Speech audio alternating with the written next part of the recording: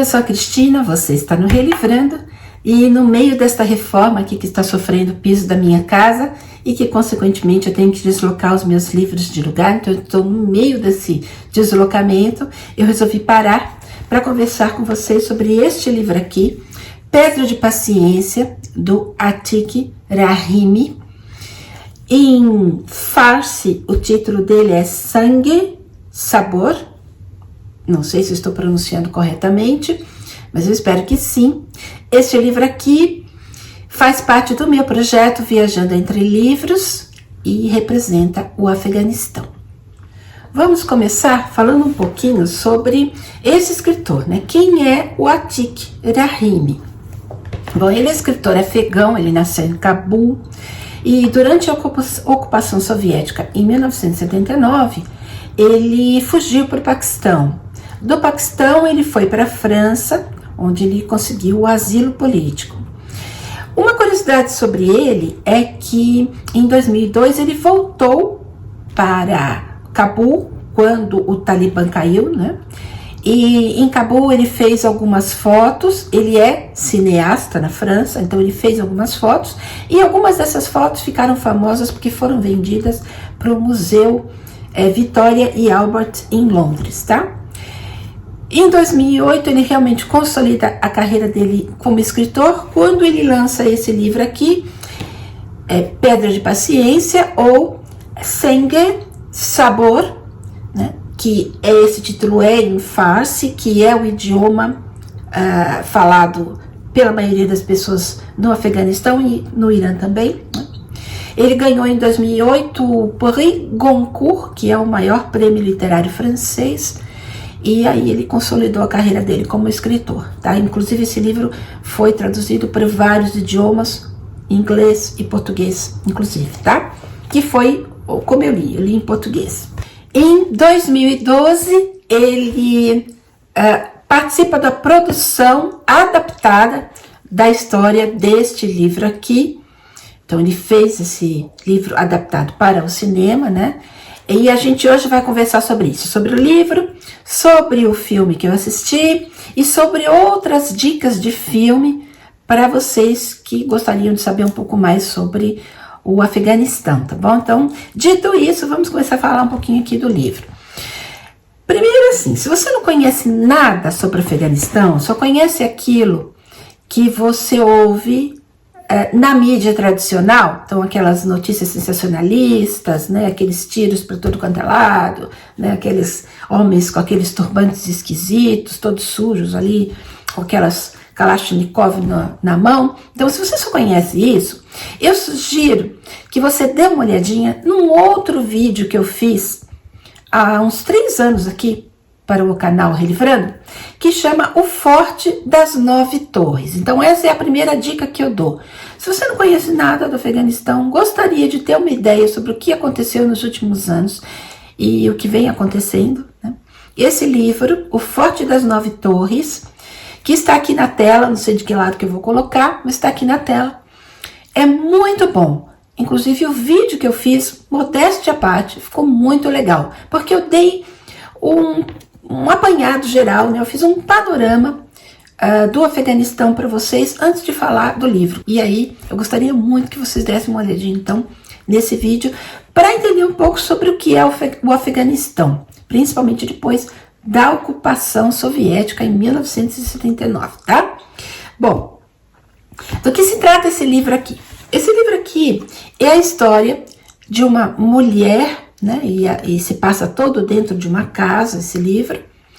E a história dessa mulher que está, e o livro começa assim, né? Ela está rezando um dos 99 nomes de Alá para o marido que está deitado em coma, tá? Ele foi alvejado pelos militantes e ele está em coma. Tá bom? Então ela está lá, sentada do lado dele, com um terço muçulmano, rezando para ele, né? Um dos 99 nomes.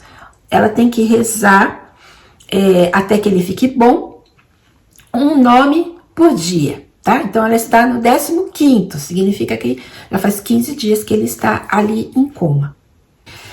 Vejam só, eu li esse livro em português, que até há pouco tempo parece que estava esgotado. Eu consegui comprar na Black Friday, então eu acho que vocês vão encontrar facilmente. Ele é editado pela Estação Liberdade, assim como vários outros livros do autor, tá, gente? Então, eu separei aqui para vocês, olha, além do Pedra de Paciência, vocês vão encontrar em português, desse mesmo autor, Os Carregadores de Água, Terra e Cinzas, As 1000 Casas do Sonho e do Terror, A Balada do Cálamo, Maldito Seja Dostoiévski, tá? Então eu vou deixar todos os links para esses livros aqui, caso vocês se interessem.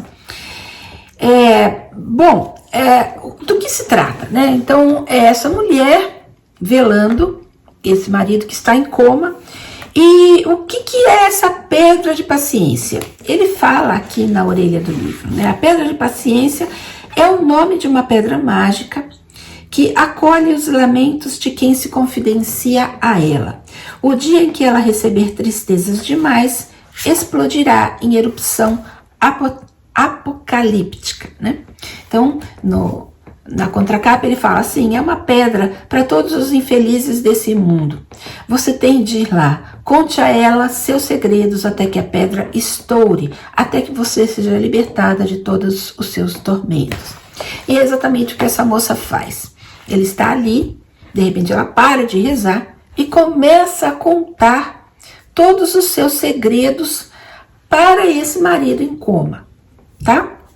Bom, não há muita explicação sobre o que está acontecendo ali, né? A gente não sabe quem é o marido, não sabe quem é a moça, não sabe nada. Mas a gente consegue, conhecendo um pouquinho da história do Afeganistão, a gente consegue deduzir que aquele marido é um guerrilheiro e ele provavelmente ou faz parte dos Mujahideen, né? Então, vejam, em 1979 até 89, houve a ocupação soviética do Afeganistão. Em 89, eles são expulsos por esses Mujahideen até que esses Mujahideen sejam expulsos pelo Talibã, né? Então, nesse meio tempo, eu não sei exatamente quando foi que o Talibã tomou o país. Espera aí que eu escrevi isso aqui em algum lugar. Foi em 94, tá? Bom, então, quem são esses Mujahideen, né? Esse homem que está ali deitado, para quem ela está rezando. É o marido dela, que faz parte de um grupo de militantes muçulmanos que lideraram uma guerrilha para expulsar a União Soviética do Afeganistão. Eles foram financiados basicamente pelos Estados Unidos e pelo Paquistão. Mas obviamente tiveram outros países que ajudaram também, como por exemplo a Arábia Saudita, a China, né, a própria Inglaterra e o Egito, né? Para vocês terem uma ideia quem era esse Mujahideen, quando da ocupação soviética, o Bin Laden, né, o Osama Bin Laden, aquele que foi responsável por destruir as Torres Gêmeas, ele se juntou a esses Mujahideen no Afeganistão para combater a União Soviética. Então, vocês têm mais ou menos uma imagem de quem seriam eles, tá? Então, é isso. Eu tirei esse pedacinho aqui desse livro aqui, Talibã, também vou deixar para vocês. E, infelizmente, esse livro só tem em inglês, tá bom? É do Peter Marsden. E aqui ele faz um apanhado bem interessante de antes, né, e de quem eram os talibãs, né, que veio antes e quem eles eram, tá? Bom, então vejam, a história do Afeganistão é bastante complexa, né, e bastante rica nesse período. E essa mulher está lá rezando para esse homem. Bom, eu não vou contar, obviamente, o que acontece, porque é um livro muito curtinho, né? As coisas acontecem muito rápidas e vale a pena vocês lerem. O livro tem 200 páginas? Não, nem isso, gente, tem 150 páginas, tá? Bom, aí, terminado o livro, eu resolvi assistir o filme, tá? Que é esse que tá aí na tela para vocês. Inclusive, é muito bonita essa imagem, mas a imagem da mulher no filme e no livro não é bonita assim, tá? Bom, por que não é bonita assim? Porque essa mulher ela está sob o regime da burca, né? Então, o que é a burca? A burca é aquele manto que cobre a mulher por inteiro e apenas os olhos ficam aparecendo através de uma abertura de treliça, tá? Então, é essa imagem também que vocês estão vendo, certo? Então, ela só pode sair na rua vestida dessa maneira. Então, há várias, pode colocar várias aí, restrições em relação ao comportamento da mulher, certo? E a vestimenta é apenas um detalhe do comportamento da mulher. Então, ela não pode sair descoberta na rua durante esse regime aí dos mujahidin, né? Ela não pode trabalhar porque eles estão em guerrilha, né? Então as famílias estão passando muita necessidade e elas vivem juntas justamente para poder se ajudar. Mas essa mulher está sozinha nessa casa com 2 meninas pequenas. Então o que ela faz é tentar tirar essas meninas dessa casa, porque há bombardeios a todo momento ali. E eles podem ser bombardeados a todo momento, mas ela não pode deixar o homem sozinho, porque ele precisa de soro, ele precisa pingar colírio nos olhos, porque ele não se mexe, então ele está lá em coma, né, naquele chão. Bom, vocês vão ler, eu espero que vocês leiam, porque é um livro interessante, mas o que eu quero acrescentar aqui? Eu quero dizer que, apesar da história ser muito interessante, e parecer que é muito interessante mesmo, eu achei o livro que deixou a desejar. Tudo bem, ele recebeu prêmio, foi transformado em filme, mas eu fiquei pensando que alguém que nunca leu nada sobre o Afeganistão, que não conhece nada sobre a condição da vida deles, principalmente nesse período, vai ficar meio que boiando, porque o livro é pobre em descrição. Né? Ele é pobre em descrever o lugar onde eles estão, tanto a casa, o ambiente, o quintal ao qual essa casa pertence, a cidade, própria Cabul, que está sob guerra, né? É uma guerrilha urbana. Então tem tanques nas ruas, tem as metralhadoras, tem os homens, que são os que andam na rua efetivamente, armados com metralhadoras, com Kalashnikov, que é exatamente o que fala aqui, né? Para eles, aquela arma é mais importante que qualquer coisa, porque dessas armas depende a sobrevivência de cada um deles. Então, essas descrições, olha, como é a roupa dela, como é que está aquele homem daquela maneira ali, em coma, deitado no chão, né? E ela que está cuidando. Então, assim, você fica pensando, por que ele não está num hospital, né?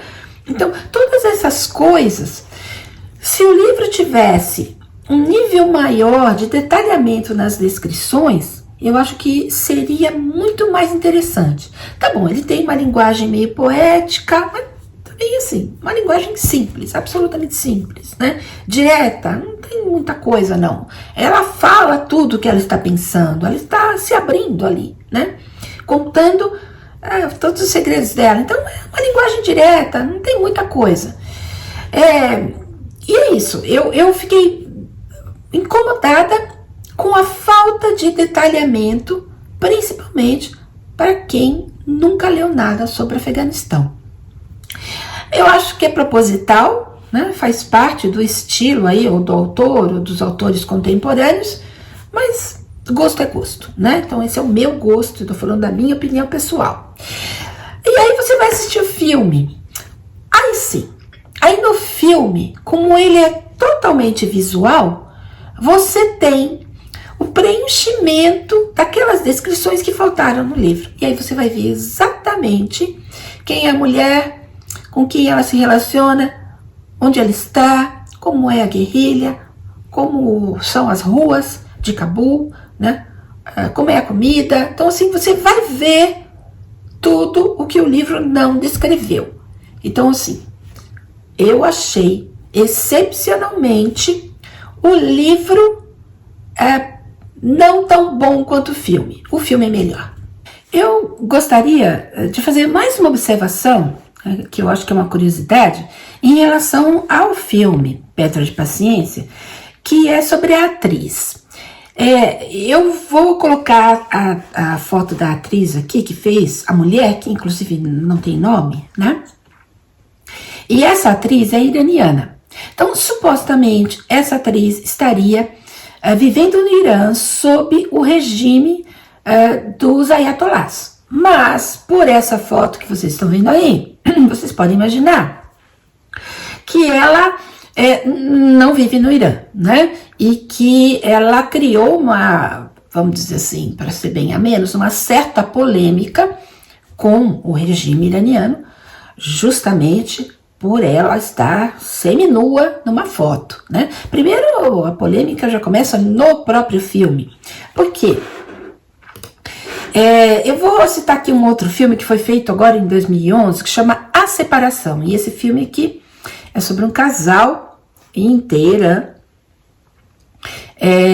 que a mulher resolve migrar, né? O casal se separa, enquanto o marido fica cuidando do pai doente.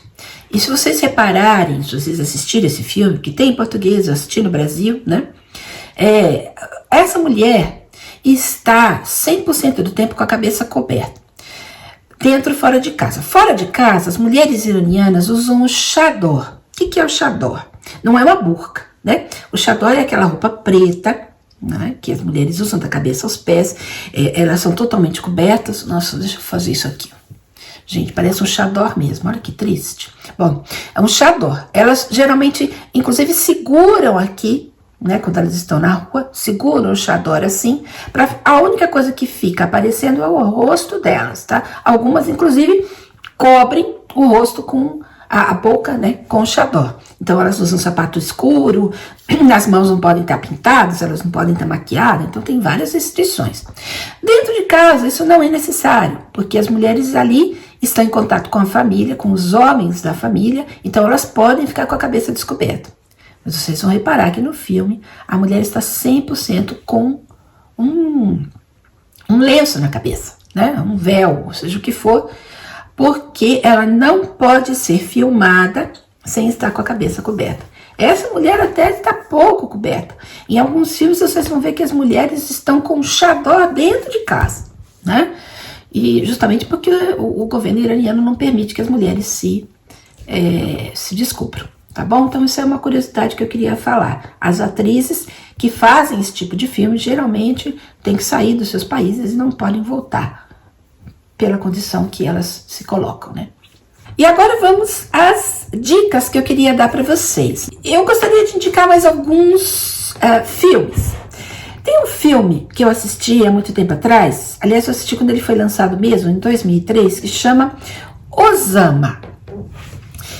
E do que se trata? É um filme sobre uma menina que vive com a mãe que não pode sair de casa. Então, eles estão sob o regime do Talibã. E aí o regime do Talibã é muito pior do que o regime soviético e pior do que os mujahidin, né? Por quê? Porque aí as mulheres, além de terem que andar cobertas, elas não podem sair de casa sem estar acompanhadas de um homem da família, certo? Um homem responsável por elas. Então, assim, essa mãe fica viúva com uma menina, deve ter aproximadamente 10, 11 anos. E aí, o que elas fazem? A comida está acabando, né? E elas precisam comer. Então, essa menina corta o cabelo, se veste de menino, e aí, assim, ela pode sair na rua para trazer comida para dentro de casa, para alimentar essa mãe. E a história é sobre o Osama, né? Essa menina passa a se chamar Osama. E aí, gente, é aterrador, tá bom? É aterrador ver o que estava acontecendo naquele momento, né? Como que é o regime do Talibã, que é violento em todos os sentidos, não só para as mulheres, tá? Então assistam o filme. É um filme muito bem feito, vale muito, muito a pena, tá bom? Tudo isso, gente, eu vou deixar aqui no link da descrição do vídeo, tá? Vocês vão poder encontrar isso aqui na descrição. Um outro filme que eu queria indicar é A Caminho de Kandahar. Esse filme foi feito em 2001, um pouquinho antes, né, do Osama. É sobre uma jornalista afegã que se refugia no Canadá, e aí ela recebe uma carta da irmã que ficou em Cabul, tá? E essa irmã está dizendo que ela não aguenta mais, ela está sob o regime do Talibã, e ela diz, olha, eu vou me matar, porque eu não tenho mais solução. Aí essa irmã que está no Canadá pega um avião como jornalista, né, e vai resgatar a irmã. E aí vocês vão ver tudo que estava acontecendo ali durante essa guerra civil, né, contra os Mujahideen, Talibã contra o Mujahideen. Vocês vão ver tudo que estava acontecendo ali. Bom, é pesado, tá? É bem pesado, é triste, é violento, tá? Então é um filme assim para vocês assistirem. É muito bem feito também. Eu não lembro de quem é essa produção, aliás, eu não lembro as produções de que países são, mas são produções muito boas, tá? Aí eu vou indicar um outro filme que chama em português Às 5 da Tarde. Eu já vou falar sobre o título, mas o filme também se passa em Cabul e é sobre uma jovem que estuda em uma escola laica, né? Então, assim, vocês sabem que ou não sabem, né? Que os muçulmanos, principalmente sob o regime do Talibã, estudam em madraças, né? E as únicas coisas que eles estudam, os meninos, as meninas não, elas não podem ser educadas, elas não podem aprender a ler, nada, né? E esses meninos, a única coisa que eles aprendem é sobre a jihad, né? Sobre táticas de guerrilha e sobre o Alcorão, certo? Então, quem ensina esses meninos são as pessoas do Talibã. Mas essa moça, nesse período aqui descrito pelo filme, ela consegue estudar numa escola laica, com todas as restrições que ela tem. E aí ela começa a ter contato com essa cultura ocidental, e é sobre isso que a gente vai aprender aí nesse filme. Bom, e o que isso faz com a cabeça dela, né? Esse título, Às 5 da Tarde, ele é tirado de um poema muito maior do Federico Garcia Lorca, que foi um poeta espanhol, tá? Então, só para vocês terem uma ideia, eu não tenho esse livro em outro idioma que não seja em espanhol, tá? Então, desculpem aí o meu pobre espanhol, mas eu vou dar uma ideia do que é esse poema, né? E para vocês terem uma ideia do teor do filme também, eu acho que tem tudo a ver, tá? Então, desculpe aí. A las 5 de la tarde. Eram las 5 en punto de la tarde. Un niño trajo la blanca sábana a las 5 de la tarde. Una puerta de cal y aprevenida lo demás era muerte y solo muerte a las 5 de la tarde. El viento se llevó los algodones a las 5 de la tarde. Y el óxido sembró cristal y níquel a las 5 de la tarde. Y un muslo con una asta desolada a las 5 de la tarde. Comenzaron los sones del bordón a las 5 de la tarde. Então, o que ele está falando aqui é sobre as coisas que estavam acontecendo ali. Então, era a morte, era a tristeza, a solidão, devastação. E aí ele coloca isso tudo nesse período, né? Às 5 da tarde, tá bom? Tem tudo a ver com o filme. Se vocês assistirem, vocês vão gostar. Desculpa aí, né, gente? A pronúncia é péssima, mas o texto é muito, muito lindo. Então, se vocês quiserem, eu também vou deixar aqui o link para esse poema. O poema é muito maior do que esse trecho das 5 da tarde, mas vale a pena dar uma olhadinha. E, finalmente, eu vou indicar um último filme que chama The Breadwinner. Ele foi feito em 2017. Na verdade, ele é uma animação, uma produção norte-americana, e é sobre uma menina de 11 anos que sai à rua com o pai, o pai tem só uma perna, justamente porque provavelmente ele sofreu um acidente com as minas que foram deixadas ali na região de Cabul. Isso é muito comum nessa época. encontrar pessoas que perderam uma ou mais pernas ali, ou membros, né, por causa dessas minas, porque ninguém sabia onde elas estavam, né, então os guerrilheiros foram embora, mas as minas ficaram. Então ela sai na rua com esse pai para vender as coisas que eles têm para conseguir comida, né? E em um momento o Talibã entra na casa dessa família, que tem a menina, um irmãozinho de colo, a mãe e uma moça que está em idade de casar, inclusive. Eles entram, eles estão comendo, o Talibã pega esse pai, que era um professor, né, antes do Talibã, e que é acusado de ter um livro proibido, né, com ele ali. Realmente ele tem, e aí ele é levado, né? Então ninguém pode ter nenhum livro que não seja o Alcorão, tá? Então isso é uma das coisas que o Talibã proíbe. E aí esse pai é levado. E aí, assim como no livro, no filme Osama, essa menina é obrigada a se vestir de menino para sair à rua, né, e ser a breadwinner, né, a ganha-pão aí da família, tá bom? Bom, é interessante, eu gostei, mas eu não gosto muito quando se faz animação de uma história e de um assunto tão sério e tão importante de ser mostrado nos seus detalhes. Então, quando você faz uma animação, a tendência é que essa animação seja muito lúdica, né? De alguma forma, ela seja lúdica. Então, aquela coisa, aquela seriedade que o filme com pessoas reais pode mostrar, fica atenuada pelo desenho, tá? Inclusive porque a menina conta histórias para a família e para as pessoas.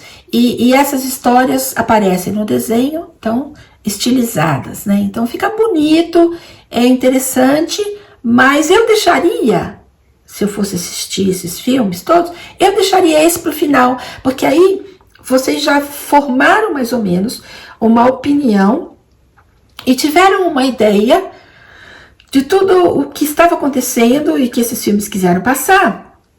E aí vocês conseguem ter discernimento, né? Formar a própria opinião na hora de assistir essa animação, tá bom? Mas não deixem de assistir, não. São todos filmes muito interessantes. Esses livros aqui, né? Tanto o Pedra de Paciência, que é muito interessante, o Forte das Nove Torres, o próprio Caçador de Pipas, tá bom? São livros muito bons e que servem muito para a gente entrar em contato com uma situação de um país que é uma situação que foi criada lá nos anos 1970 e que até hoje a gente traz grandes consequências, inclusive com a retomada do Talibã nesses últimos tempos aí do país, tá bom? E que, a despeito do que as pessoas possam falar, não é bom, tá? De maneira nenhuma, certo? E é isso, eu espero que vocês tenham gostado, espero que vocês, gostando, deem um like, porque isso ajuda muito a divulgar o canal. Gente, verifique se vocês não são inscritos. Novamente, algumas pessoas estão reclamando que as inscrições que eles fazem somem de uma hora para outra. Eu não sei dizer o porquê, mas é isso. Uma excelente semana para vocês.